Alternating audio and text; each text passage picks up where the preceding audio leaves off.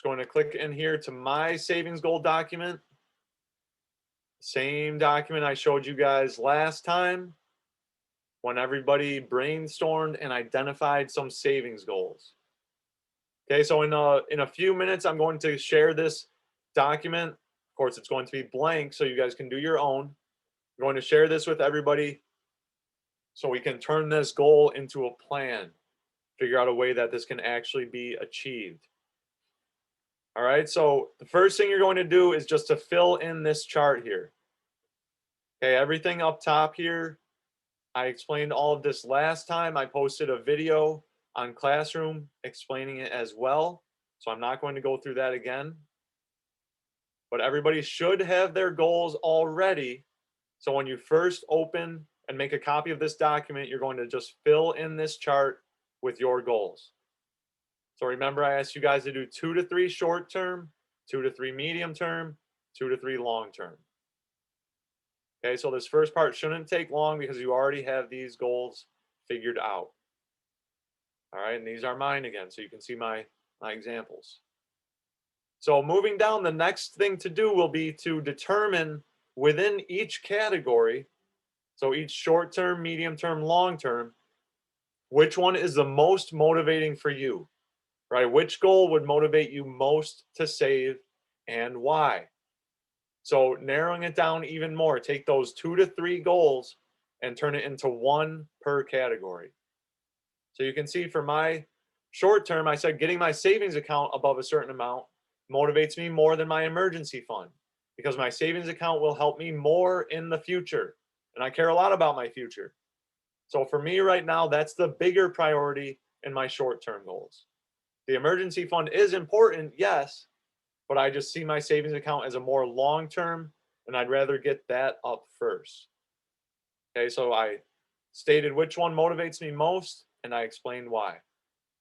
Medium term, having enough money for our wedding motivates me more than our honeymoon because it's happening sooner.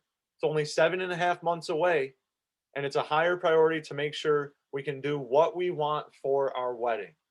Okay, I'll tell you guys, there is a lot of planning that goes into making a wedding happen. And it just for right now, I need to make that the priority to make sure we have enough to make it all happen. So for me, the wedding is my biggest priority in the medium term. Then when we get to my long term, having the down payment for a house motivates me more than starting a family because for us, we want a house before we start a family. So again, both are important to me, but the house is the bigger priority at the moment. All right, so after you determine which goal per category motivates you most, we get down to number 5, which this is starting to actually come up with that plan. Right? Let's say you have a part-time job and you're able to save $100 per month from your paychecks. How would you distribute the money between your 3 savings goals above? And of course, explain your reasoning. Okay, you got to have some justification for why you're doing this. Take a few minutes to think it through before you respond. Okay, really try to be realistic about this, make the most out of it. So here's what I said for my breakdown. $50 would go towards the wedding, 30 towards my savings account, and 20 towards the house. Okay, that adds up to $100. So again, the wedding is my highest priority at the moment, and getting my savings account to a safe cushion is next. Once the wedding is over and the savings account is at my desired amount, I can focus more on the house and save more towards it. All right, so we focus on a couple things at first and then move on from there. But you see, I prioritize the wedding, putting 50 in there, then 30 and 20. Okay. So here we go.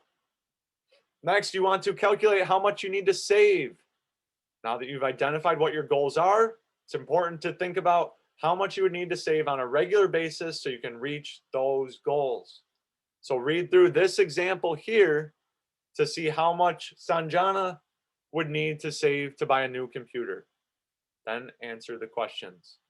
So here you can see she wants to buy a computer for next school year, which is 9 months away. She discovers that she can get that computer for $400. So how much does she need to save every month to buy the computer? Well, she takes the cost, which you can see right here. That cost is $400. She has 9 months to save, so she wants to divide that $400 by those 9 months. And that shows that she needs 44.44 every month to make that happen. Then just breaking that down a little more by the week. There's roughly 4 weeks in a month. So take that monthly savings divided by 4. And that comes out to 11.11 per week. So really trying to be specific with this and break it down. Because then it even goes as far as how much does she need every day.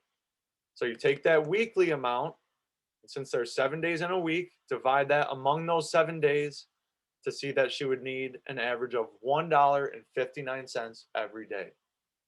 Okay, so you take this goal that's 9 months out, for this girl at least, and you break that down to see how much you need to save every day. Okay, it really helps to put that in perspective. So I'm going to ask you guys to do the same. All right, and you can see I'm doing this right along with you guys.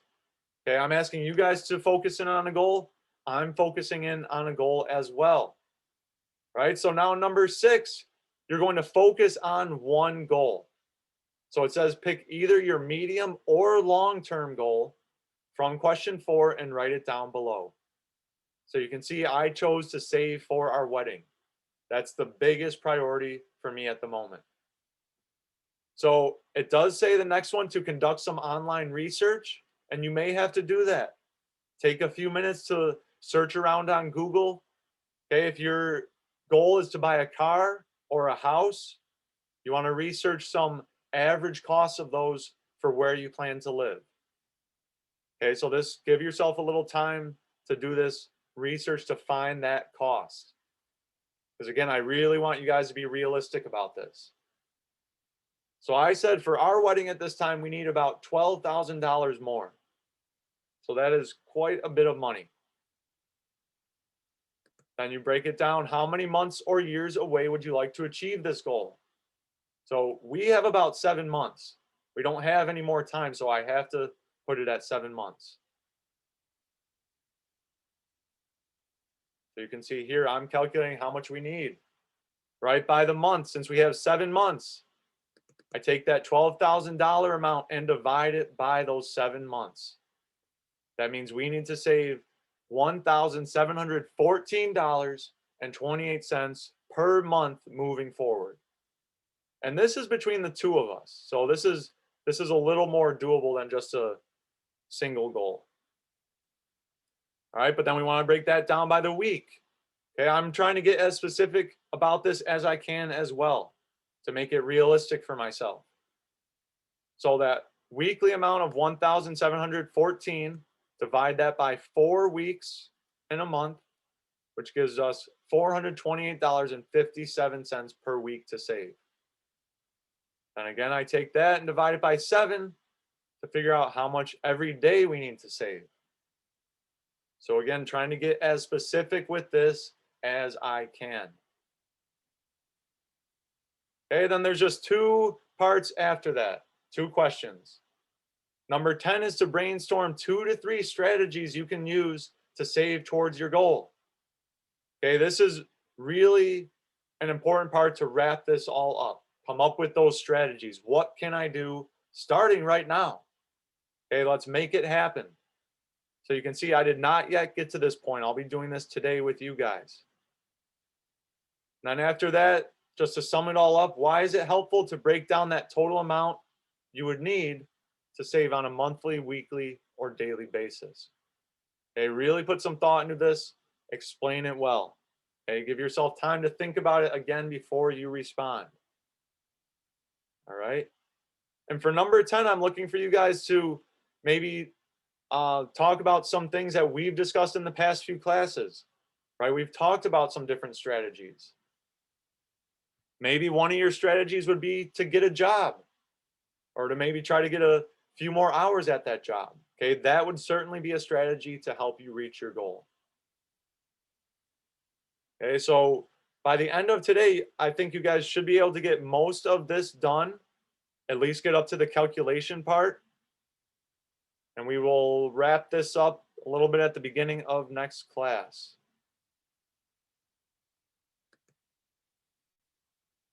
So, quite a bit there. Everybody still with me? I just wanted to get that out and explain that all at once. But of course,